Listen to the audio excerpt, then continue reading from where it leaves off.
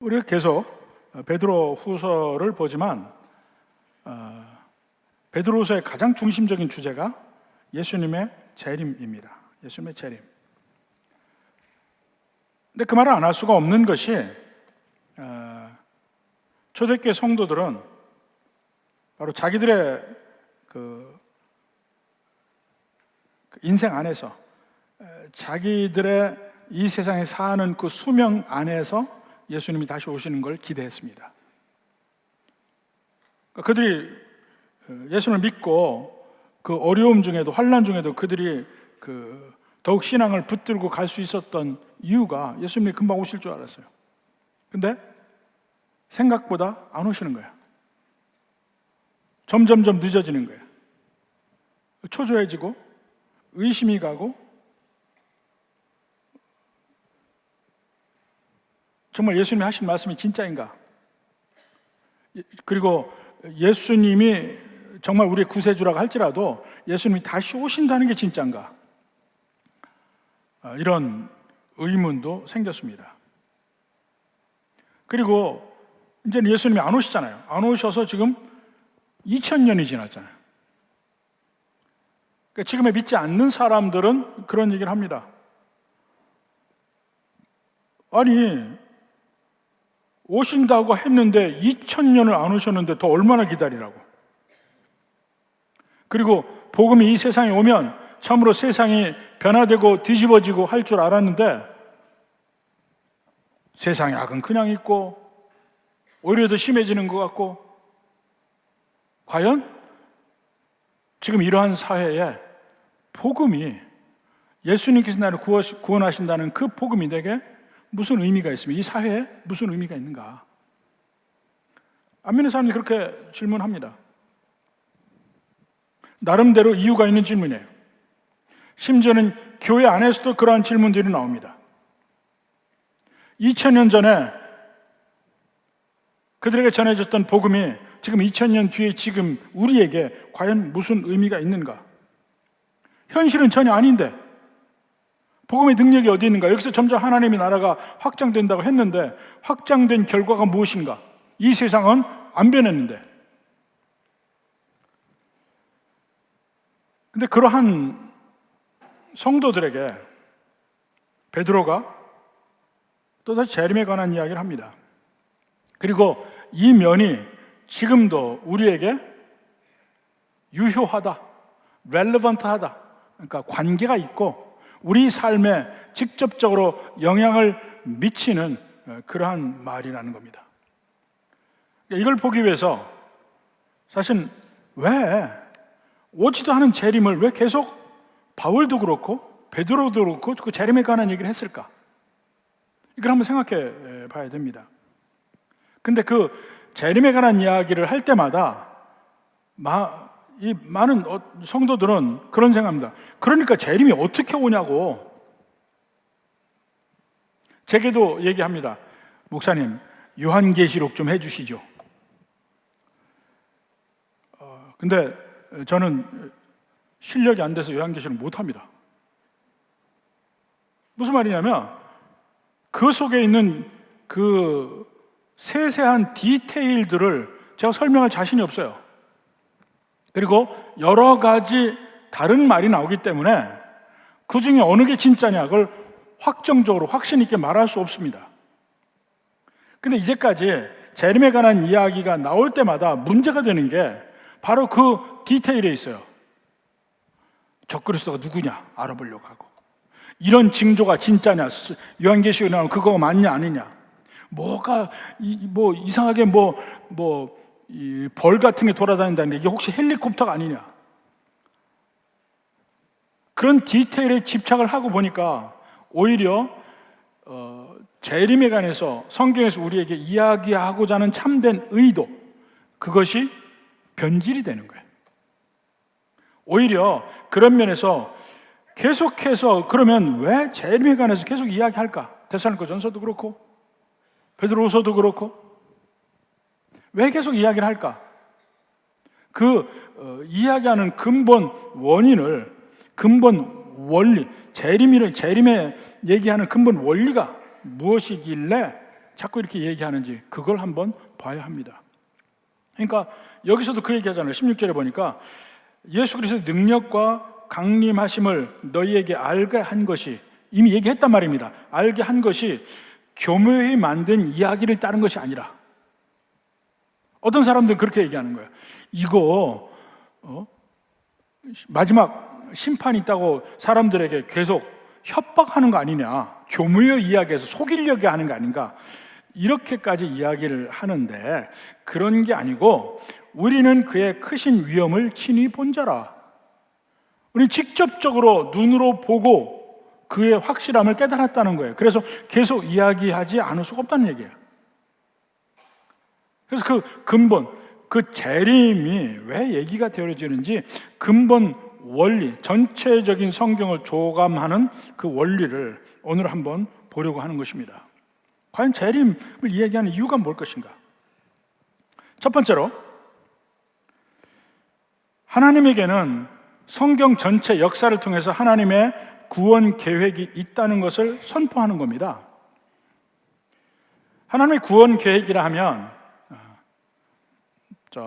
영어로는 Plan of Salvation이라고 얘기를 하는데, 하나님의 구원 계획이라 하면 우리는 보통 뭘 얘기하냐면 오도 살루투스라는 게 있습니다. 오도 살루티스. 그러니까 우리말로 신학적으로 번역하면 구원의 서정이라고 합니다. 구원의 순서인데, 그 서정이라고 얘기하는 것은, 순서라는 게 마치 역사적 타이밍의 순서로 이야기할 것 같은데 원칙적으로는 그 타이밍의 순서가 아니고 하나님의 머릿속에서, 하나님의 계획 속에서 이렇게 하리라는 하나님의 계획의 생각의 순서를 얘기해요. 그걸 오도 살루티스라고 얘기하는데, 그걸 가장 직접적으로 볼 수 있는 구절이 로마서 8장입니다. 로마서 8장 28절부터 봅시다. 우리가 알거니와 하나님을 사랑하는 자 곧 그의 뜻대로 부르심을 입은 자들에게는 모든 것이 합력하여 선을 이루느니라. 모든 이 세상의 것이 합력해서, 그러니까 한 가지 일이 일어나면 두 번째 일이 일어나고 세 번째 일이 일어나고, 이런 모든 것이 결국은 선을 이루어요. 마지막에 우리를 구원하는 길로 가게끔 만드는 거란 말입니다. 거기에 하나님의 계획이 있다는 거예요. 그런데 하나님의 계획이 어떤 식으로 되어 있냐면 29절 30절 봅시다. 하나님은 미리 아신 자들을, 이것을 예지라고 얘기합니다. 예지. 미리 아셨다. 예지. 미리 아신 자들. 이것은 하나님이 창조 전부터, 이 세상을 창조하기 전부터 우리를 아셨다고 얘기해요. 우리가 존재하기 전부터 우리를 아셔요. 하나님 미리 아신 자들을, 또한 그 아들의 형상을 본받게 하기 위해 미리 정하셨다. 이것을 예정이라고 합니다. 예지, 예정. 근데 아들의 형상을 본받게 하기 위해, 그건 나중에 나와야 돼요. 미리 정하셨는데 30절에 미리 정하신, 30절에 미리 정하신 그들을 또한 부르시고, 이 다음에 부르심이 나와요. 콜링.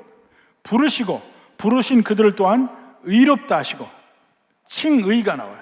의롭다 하신 그들을 또한 영화롭게 하시는 이 영광, 영화가 나옵니다. 근데 그 중간에 이제 여기서 한꺼번에 이야기한 것들을 풀어서 이야기하기도 해요. 의롭다 하심 그 안에 하나님의 거듭나게 하시고 회개하고 그렇게 해서 의롭다함을 받고 이것을 중간에 넣기도 하고, 그 다음에 칭의와 영화 사이에 성화와 그리고 하나님의 견인, 보존하심, 우리를 지켜주심, 그것이 같이 들어가기도 합니다. 그래서 이것을 오도 살루티스, 구원의 순서, 구원의 서정이라고 보통 이야기를 합니다. 이것을 하나님의 구원 계획이라고 얘기하기도 해요. 이렇게 하시리라 하는 것을 창세 전에 이미 하나님이 계획하셨다는 거예요. 그래서 실제 인류의 역사 속에서 개인의 삶에 이게 다 일어나는 거예요. 예수님 믿으면서 보니까 하나님이 나를 창세 전부터 택하신 걸 알아. 이미 하나님이 나를 예정하신 걸 알아. 부르셔서 거듭나게 하신 거 알아. 거기에 대한 반응으로 내가 회개하고 거듭나고 의롭다 하심을 받고, 그 다음에 이제 아들의 형상을 본받게 하시려고 하는 그 말과 같이 그 입양된 것, 하나님의 양자된 것, 어답션이라는 게 중간에 들어가기도 합니다. 이것이 이제 개인의 구원의 순서예요. 근데 이것은 지극히 개인적인 거예요. 모든 사람에게 적용되는 개인적인 거고, 이걸 중요하게 생각하는데, 또 하나 하나님의 구원 계획에 그런 마이크로하게 미시적으로 개인에게 적용되는 하나님의 구원 계획도 있지만, 매크로하게 거시적으로 전체 역사를, 이 세상의 역사 속에서의 하나님의 구원 계획의 단계가 있다는 거예요. 그 중에 재림이 의미가 있는 거예요. 그건 뭐냐면, 하나님이 이 세상을 아름답게 창조하셨어요. 이 세상을 선하게, 완전하게, 완벽하게 창조하셨는데, 그 중에 가장 아름다운 것이 인간이었는데, 사탄이, 그러니까 이 세상을 창조하기 전에 천국에서, 하늘에서 무슨 일이 일어나서 하나님의 그 전 피조물 천사가 타락한 사탄이 이 창조의 세계에 들어와서 인간을 유혹합니다. 인간이 죄를 짓죠. 인간이 하나님과 관계를 끊고 자기가 스스로 하나님 되려고 하는 것이 죄예요. 그 이후로 인간은 하나님과 관계가 끊어져서 하나님의 에덴 동산 밖으로 쫓겨납니다. 근데 바로 그때부터 하나님은 이미 그것을 미리 아시고 하나님의 구원 계획을 발동하기 시작합니다. 그렇게 되니까 에덴 동산에서 나간 그 아담의 후예들이 가인의 후예가 있고, 가인이 죽인 아벨 말고 그 다음에 막내 셋의 후예가 있고, 셋의 후예는 하나님의 자녀라고 합니다. 가인의 후예들은 인간의 자녀라고 합니다. 근데 그렇게 살다가 결국 이 세상은 가인의 자녀들이 셋의 자녀까지 완전히 접수하게 되는 일이 벌어지죠. 창세기 6장에 보세요. 하나님의 아들이 사람의 딸들과 결혼을 한다, 이렇게 얘기가 나오는데 그냥 그 결혼 문제가 아닙니다. 죄가 하나님의 백성들에게까지도 퍼져서 전체가 인간이 애초에 악하게 되는 걸 얘기합니다. 바로 그러한 절망적인 순간에 하나님은 이 세상을 멸망시킵니다. 물로. 그게 홍수예요. 그러면서 오직 하나님만을 믿는 노아와 그 가정을 건지셔서 새로운 창조를 시작하신 거예요.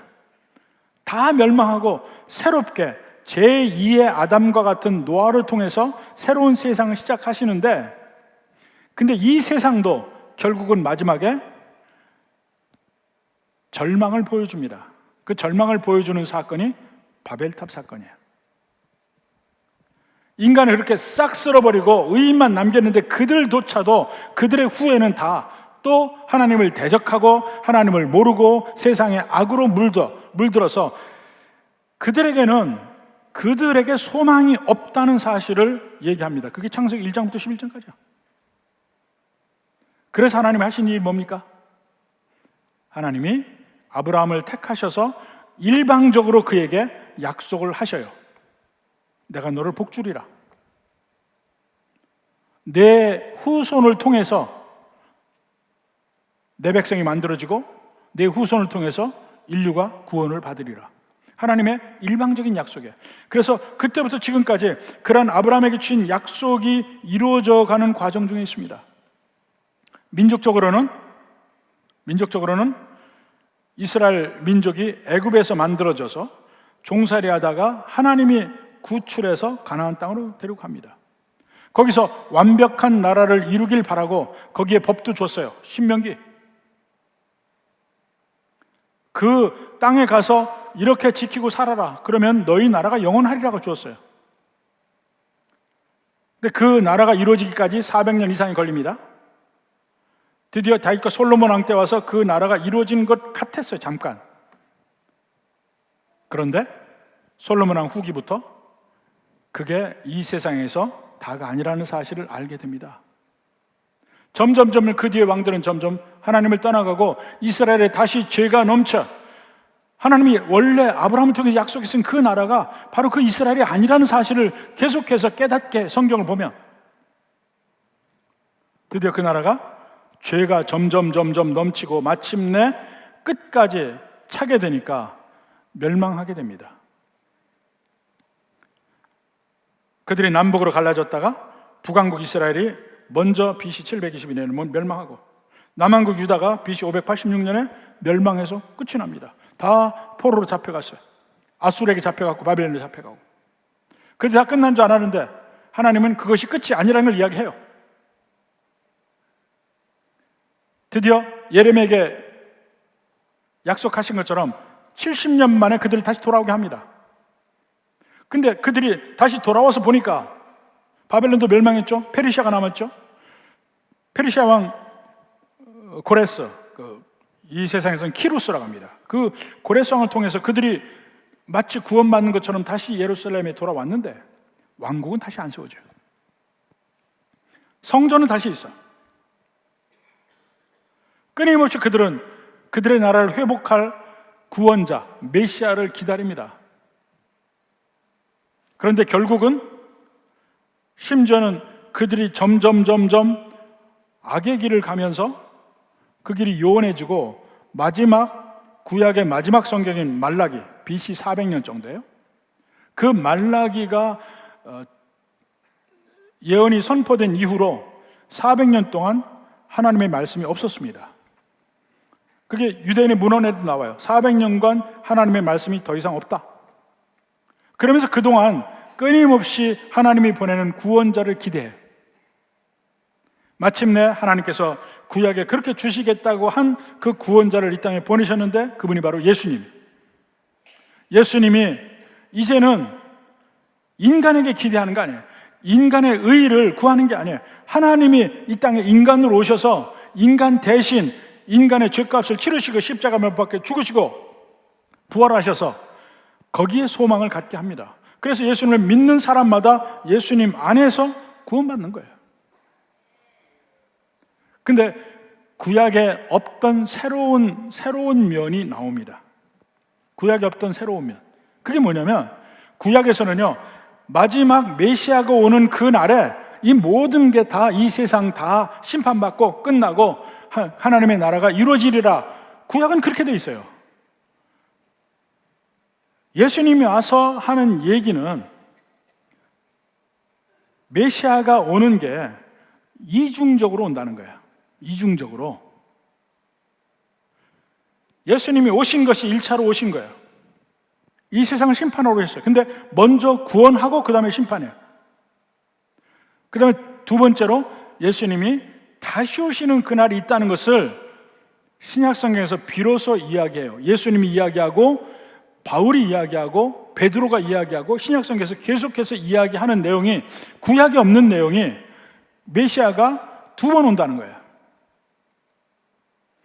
근데 그걸 뭘로 설명하냐면 그 이스라엘의 결혼 풍습을 가지고 설명합니다. 결혼 풍습. 이스라엘의 결혼 풍습이 뭡니까? 결혼하잖아요. 그 결혼 한 번 하잖아. 근데 실질적으로는 신랑을 두 번 만나서 결혼하는 거예요. 처음에 신부의 집에 가서 신랑 아버지와 신랑이 가서 정혼을 합니다. 정혼을 하면 그게 약혼이라고도 하지만 정혼이라고 하는 이유가 결혼한 것과 똑같아요.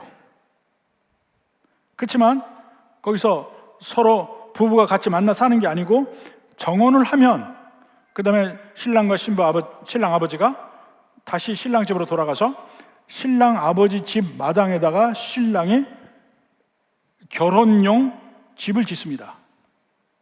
집을 다 지으면 그 다 됐다 안 됐다 하는 거는 아버지가 판단해. 아들이 짓지만. 그래서 아버지가 됐다 이제 가라. 그러면 아들이 가서 신부를 데리러 가는데 갑자기 가요. 갑자기 한밤중에 가. 그래서 데려오는 겁니다. 바로 그 내용이 이미 성경에 있죠. 먼저 예수님의 말씀을 한번 봐요. 요한복음 14장 1절 2절 봅시다. 내 아버지 집에 거할 곳이 많도다. 그렇지 않으면 너에게 일렀으리라. 내가 너희를 위하여 거처를 예비하려 가노니. 이거 신랑의 얘기가 똑같은 얘기예요. 신랑이 정혼하고 떠나면서 신부에게 하는 얘기예요. 내가 가서 집을 짓고 다시 올게. 예비하러 가노니 가서 너희를 위하여 거처를 예비하면 내가 다시 와서 너희를 내게로 영접하여 나 있는 곳에 너희 있게 하리라. 근데 오는 날은 아무도 모르고 아들도 모르고 아버지만 안다고 그랬잖아요. 그 오는 날의 광경은 마태복음 25장의 열처녀에 비유해서 바로 볼 수 있는 겁니다. 25장 1절. 그때 천국은 마치 등을 들고 신랑을 맞으러 나간 열처녀와 같다 하리니. 밤에요, 밤에. 5절 봐요. 신랑이 더디 오므로 다 졸며 잘새. 신랑이 더디 온다는 거는 오늘 오는데 오늘 늦게 온다는 개념이 아니에요. 매일 저녁 기다려야 돼, 이 사람들은. 어느 날에 올지 몰라요. 근데 안 온단 말입니다. 그러니까 하루, 이틀, 사흘 기다리다가 안 오니까 이제 조는 거야. 갑자기 밤중에 소리가 나되 보라, 신랑이 왔도다. 신랑이로다 맞으러 나오라. 갑자기 오게 되는 거야. 이걸로 메시아의 오심과 두 번째 오심을 얘기하고 있습니다. 근데 마치 신랑과 신부 얘기하잖아요. 그게 참 재미있게도 성경 전체가 하나님과 하나님의 백성과의 관계를 신랑과 신부의 관계로 계속해서 묘사합니다.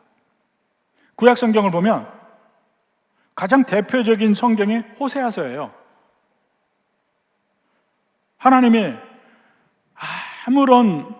아무것도 없는 적신, 벌거벗은 몸과 같은 어린애와 같은 그 이스라엘을 데려다가 잘 키워서 자라나게 해서 아름다운 신부로 만들어서 결혼을 했는데, 그리고 모든 것을 다 주고 복을 줬는데 그 아름다운 신부였던 이스라엘이 행음을 하는 거야. 나가서 다른 남자를 만나는 거야. 그러니까 다른 신을 섬기는 거죠.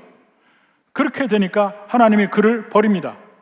버리니까 그 도망가. 나갔어.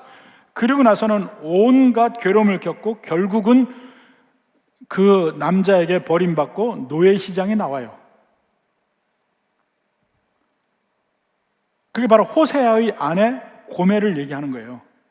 그래서 그 호세아의 삶을 통해서 호세아에게 하나님이 당한 거를 이해해 보라는 거야. 근데 하나님이 호세아에게 뭐라 합니까? 장에 나가서 노예상에 팔려있는 너한테 도망가서 다 없이 하고 노예로 팔려있는 내 아내 고멜을 데리고 와서 다시 살라고 하잖아. 호세아는 얼마나 많이 괴롭겠습니까? 너 마음이 괴롭냐? 내 마음이 그렇다. 그 얘기예요. 내 마음이 그렇다. 나를 떠난 이스라엘을 보니 내 마음이 그렇다. 하나님은 질투하는 하나님이라. 무슨 질투예요? 부부 관계에서 아내가 다른 남자를 사모할 때 질투하는 그 질투야.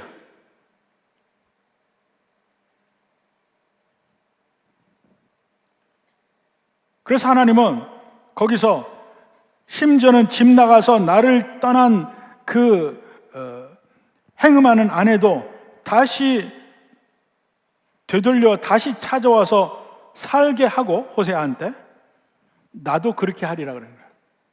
이스라엘 백성에게 너희가 나를 떠났지만 내가 너희를 사람 채찍과 인생 막대기로 가는 길을 막아서 다시 돌아오게 해서 광야에서 너희를 거기 계유한다고 표현해. 위로하고 회유해서 다시 내가 살리라.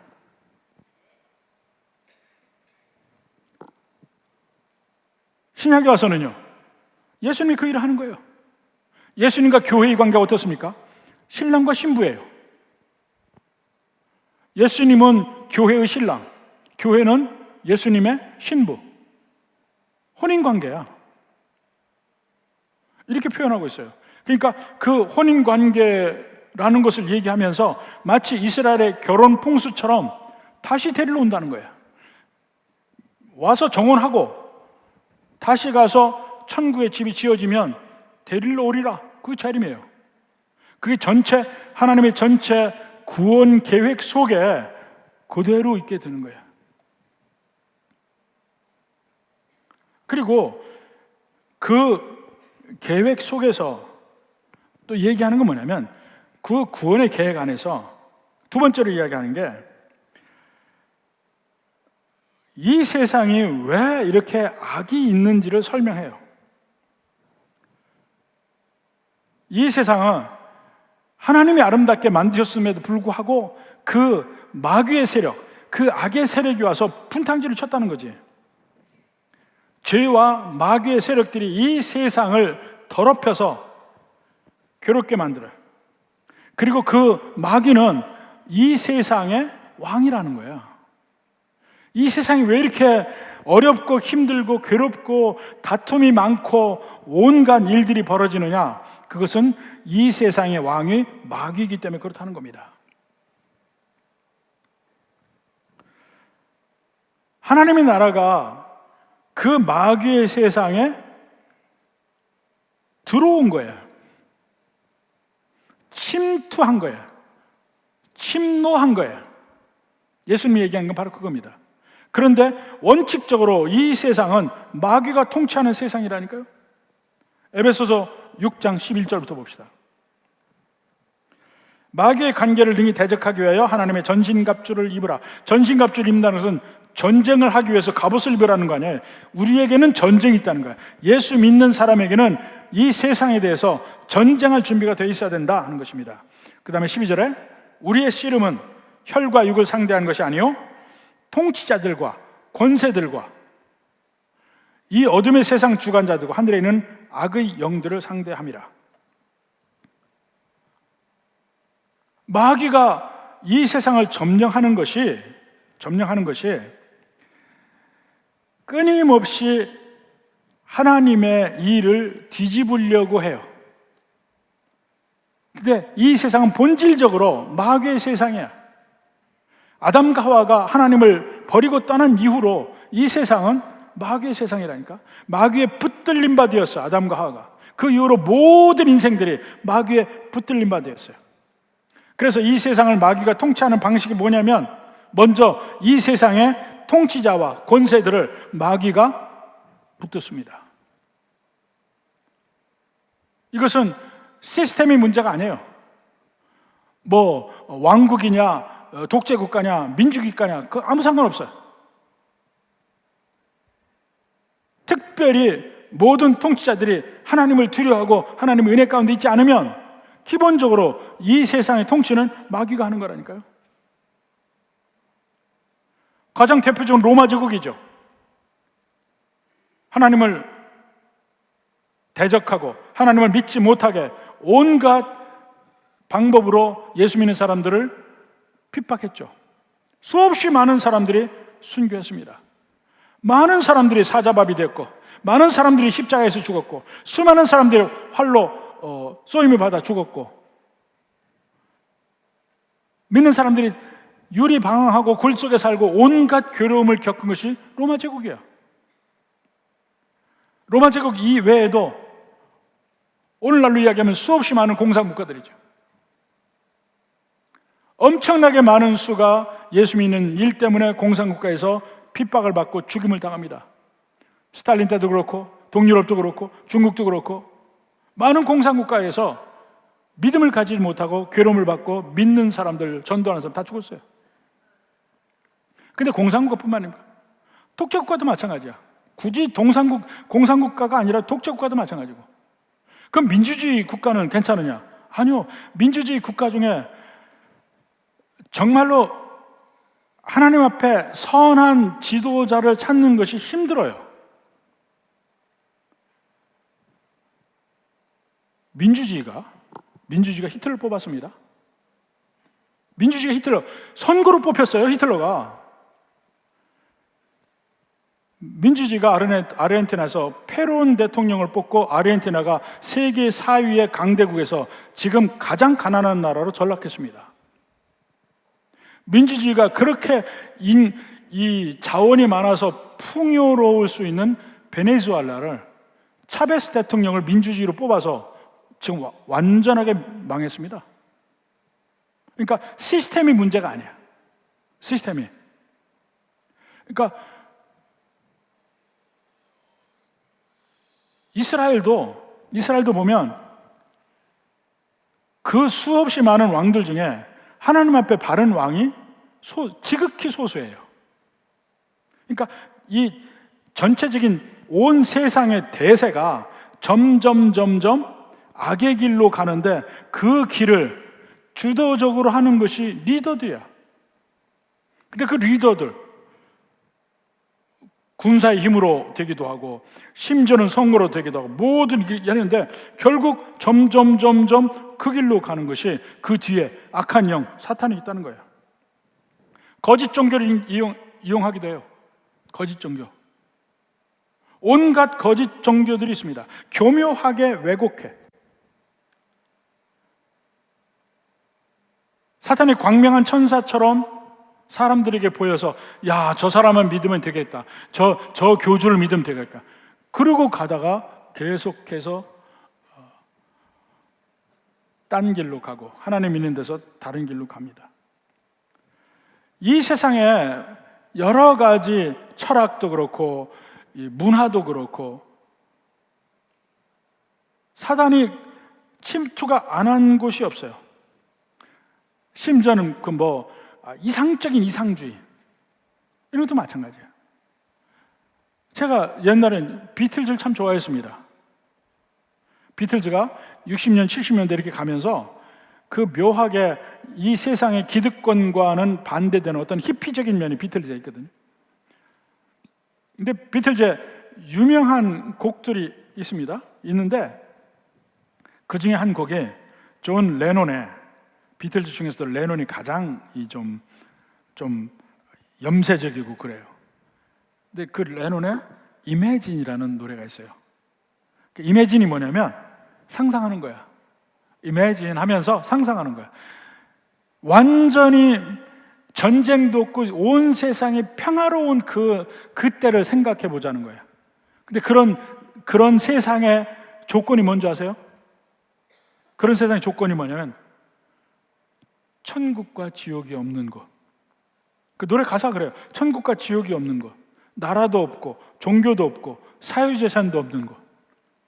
그래서 아무도 남의 것을 빼앗는 것도 아니고 모든 사람이 평화롭게 사는 그것을 나는 상상한다. 그 이미지 노래야.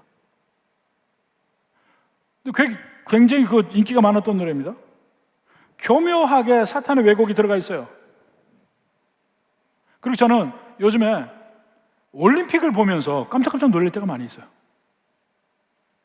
올림픽에. 옛날에 바르셀로나 올림픽, 또 LA 올림픽 이런 데 보면요, 개막식, 폐막식에 보면 한 번은 마귀 복장으로 나서 빨갛게 해서 마귀들 뛰어노는 그런 이 장면에, 폐막식에서. 근데 거기서 해설하는 사람이 뭐라고 하는 거예요? 저 복장이 전부 마귀인데 행복한 마귀라는 거야. 해피 데빌. 그게 말이 상당히 나옵니다.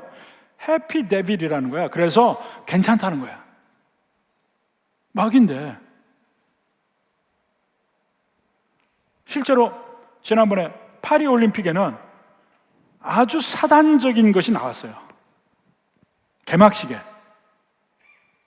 실제 그런 면에 연루된 사람이 연출한 거예요. 그러니까 끊임없이 사람의 문화를 통해서 사람의 심령에 마귀적인 것을 자꾸 집어넣고 지배하고 있어요. 저는 한동안 옛날에 퀸의 노래들을 상당히 좋아했습니다. 퀸. 근데 그 퀸의 노래 중에 제일 유명한 노래는 뭔지 아세요? 보헤미안 랩소디라는 거예요. 근데 보헤미안 랩소디 처음에는 몰랐습니다. 제가 영어를 잘 못할 테니까. 보니까 Mother, I just killed a man. 나 지금 금방 한 사람 죽였어. 그게 가사야. 나 이제 어떻게 될지 몰라. 이런 내용입니다. 그 세계적으로 유명한 노래가 나 지금 살인했어, 그거야. 끊임없이 사람의 심령 속을 뒤집고 사탄적으로 만들려고 하고, 거기에 하나님의 나라가 들어와서 거기서 펼쳐지려고 노력합니다. 그래서 계속해서 거기에 전쟁이 있을 수밖에 없어요. 그 전쟁은 우리의 머릿속에 있고 이 세상에, 이 사회에 끊임없는 전쟁이 있는데, 그래서 예수 믿는 사람이 핍박당하지 않을 수 없는 거예요. 세상에서 여러분이 거룩하게 살려고 하면 무조건 핍박당하게 되어 있어요. 왜냐하면 세상의 권세를 잡은 자는 마귀니까. 이게 너무 당연하다니까. 그래서 그 전쟁이 끊임없이 계속 이루어져 가요. 피할 수 없는 전쟁이 가. 근데 이게 묘하게 이 주기성이 있어요. 주기성. 하나님이 완벽하게 해 놓으시면 사단이 그걸 갉아먹어. 계속 사단이 그걸 갉아먹어서 전부 사단적인 걸 돌려놔요. 그 어느 순간에 하나님이 다시 한번 확 하나님의 능력이 임하면 그게 다 뒤집어져요. 그런데 시간이 흐르면 다시 또 사단이 갉아먹어. 그게 끊임없이 주기가 돼요. 자, 초대교회 때 봐요. 초대교회. 창조 때부터 봐도 되죠. 근데 초대교회 때부터 봅시다. 초대교회 그 로마 제국의 그 핍박에도 불구하고 기독교가 흥왕하게 되어서 로마 전체가 기독교 국가가 됐어요. 근데 그 이후로 싸움이 다 끝났냐면 그게 아니야. 네배에서부터 점점 무너지기 시작해. 그게 중세시대예요. 하나님 말씀에 완전히 떠나가서 타락하게 됐을 때 종교개혁이 일어납니다. 다시 한번 전체가 다 새롭게 되는 일들이 벌어져. 이 로마 캐톨릭 안에도 다시 한번 정화운동도 일어나기도 하고 막 새롭게 부흥해, 전체적으로. 그런데 그게 조금 있으니까 점점 또 사단의 권세에 점점 먹혀요. 먹혀가다가 그 마지막 순간에 다시 부흥운동이, 18세기에 부흥운동이 유럽에서, 미국에서 일어납니다. 그리고 또 있으면 가요. 그러니까 어느 순간순간에 하나님이 강력하게 역사해서 심령을 뒤집어 놓으면 부흥해요. 근데 그렇다가 내버려 두면 점점 또 믿음에서 벗어나는 길로 가요. 이게 꼭 뭐하고 비슷하냐면 사사기하고 너무 똑같아. 이 세상이 돌아가는 게. 하나님이 사사를 보내주면은 와, 하나님께 다시 돌아왔다가도 내버려 두면 다시 또 세상으로 돌아가고, 이 일이 계속해서 되어집니다. 근데 사사기하고 똑같이 이렇게 계속해서 부침이 있는데, 그게 장기적으로 보면 점차적으로 더 악한 사이클을 가게 되는 거야. 이 세상도 점점 더 악한 곳으로 가게 돼요. 그래서 점점 마지막 때로 치닫게 되거든. 어떤 사람들 그런 얘기를 합니다. 이제 복음이 이 세상에 들어와서 이 세상을 이기니까 점점 온 세상이 복음화가 되리라. 온 세상이 복음화 되리라 하는 건 맞아요. 그렇지만 세상이 바뀌지는 않아요. 그건 차이는 명확하게 해야 됩니다. 이 세상이 복음이 퍼지면 이 세상이 점점 좋은 세상이 될 것이다. 그렇지 않아요. 이 세상은 점점 악하게 되고 합니다. 복음이 점점 퍼지면 어떻게 돼요? 이 적대 관계가 점점 격화되고 심화되고 갑니다. 그러니까 믿는 사람들은 점점 더 힘들어져요. 이 세상이 점차적으로 복음으로 말미암아 세상이 좋은 세상으로 변한다면 왜 예수님이 다시 올게요? 다시 오실 필요가 없지. 이 세상이 점점 악하게 되고 마지막 정말 이걸 계속되면 믿는 백성이 하나도 존재하지 못할 정도로 악함으로 갈 때에 예수님이 오실 수밖에 없는 거예요. 그러니까 이 세상에 왜 예수 믿는 사람이 많은데도 세상은 점점 더 악한 길로 갈까? 의심하지 마요. 그러니까 예수님이 오시는 거야. 그래서 예수님이 오시는 참된 의미가 거기에 있는 거예요. 이건 마치 노아의 때와 같다니까. 어느 학자가 우리가 알 수 있는 이 세상을 두 시대로 나누어 봤습니다. 그 시대에 두 시대의 변곡점은 노아의 홍수예요. 홍수 전 세계와 홍수 후 세계로 나눠서 봤어요. 놀랍게도 돌아가는 사이클이 똑같아요. 하나님이 아름답게 창조하셨어요. 사단이 들어와서 그 하나님의 아름다운 세상을, 인간을 타락시키고 온 세상을 타락시킨 거예요.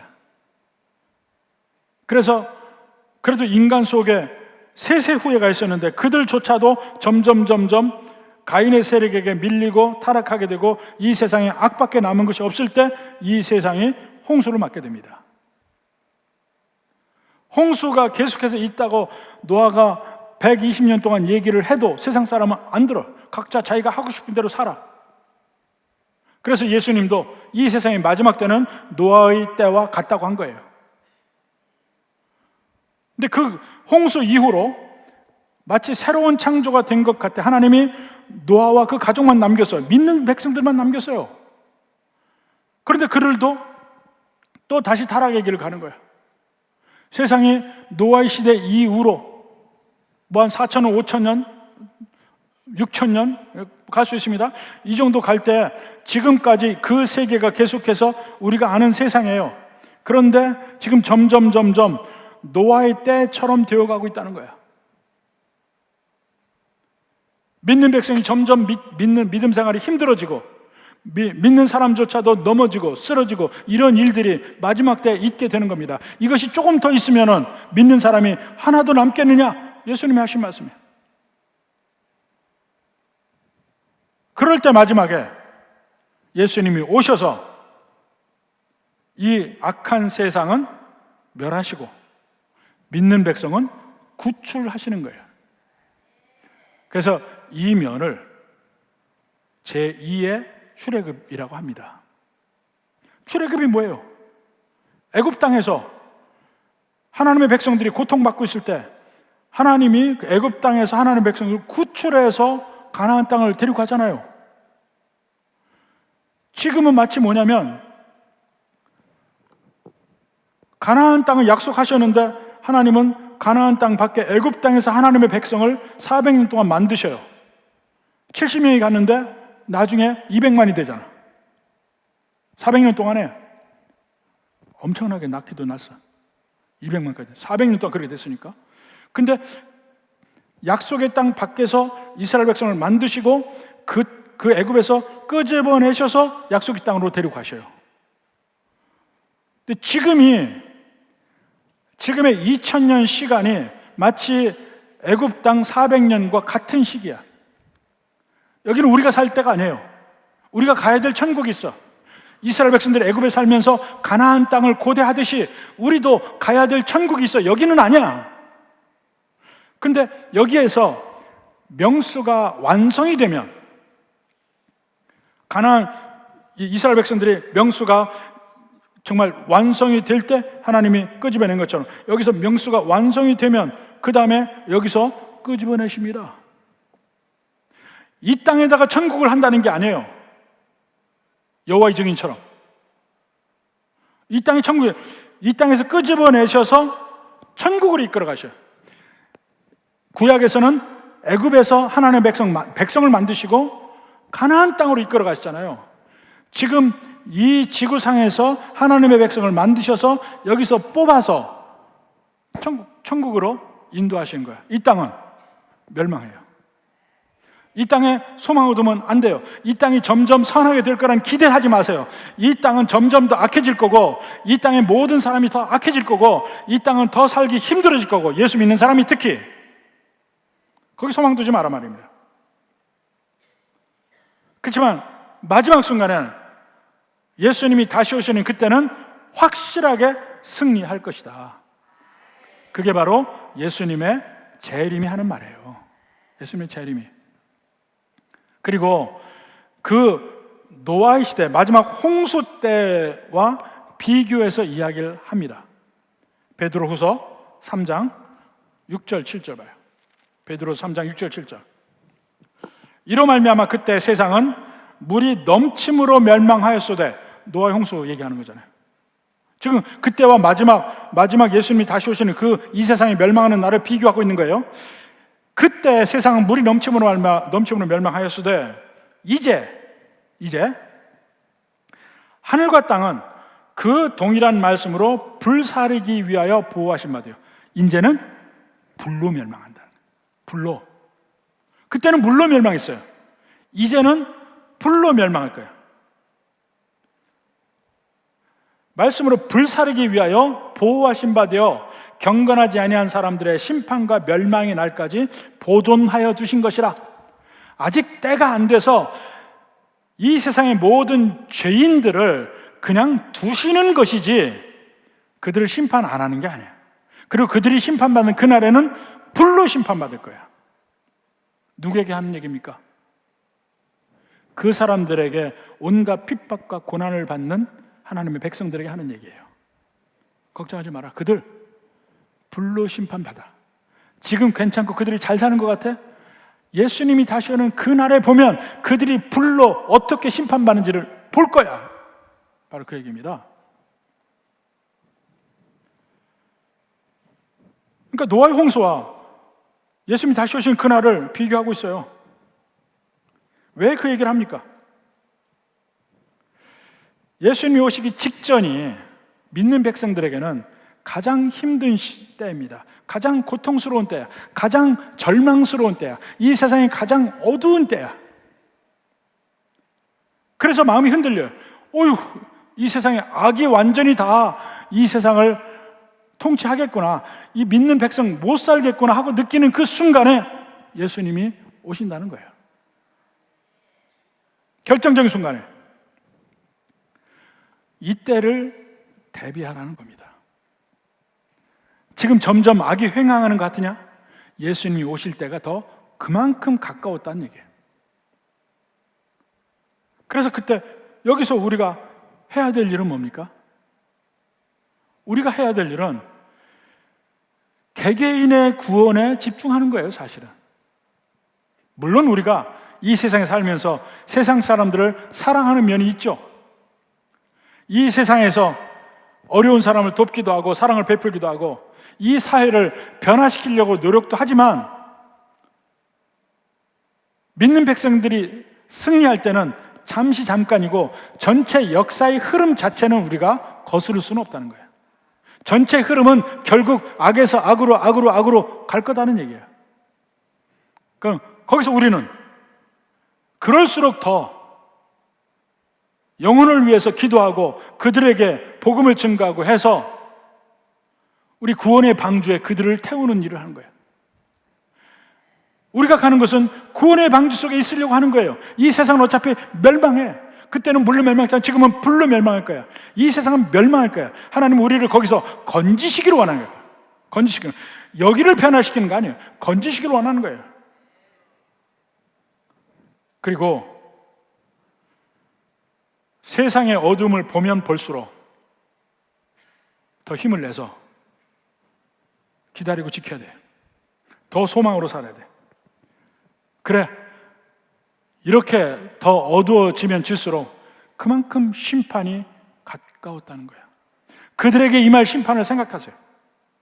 그리고 힘을 내고 위로하고 환난을 참을 수 있는 능력이 바로 재림의 소망 속에서 있기를 원하는 겁니다. 어느 철학자가 이런 말을 했어요. 사람은 왜 사는가를 아는 사람은 어떤 상황도 견딜 수 있다는 거예요. 내가 지금 왜 사는지 아는 사람은 어떠한 상황도 견딜 수 있대. 목표와 목적이 분명하면 현재의 고통은 견딜 수 있대. 여러분의 삶의 목표가 무엇입니까? 천국이란 목표만 여러분이 분명하면 이 세상에서 어떠한 환난과 어려움과 고통과 아픔도 견딜 수 있어요. 부디 예수님이 다시 오신다는 그 말씀의 확실함을 믿고 의지하며 그날까지 승리할 수 있기를 주님의 이름으로 축원합니다.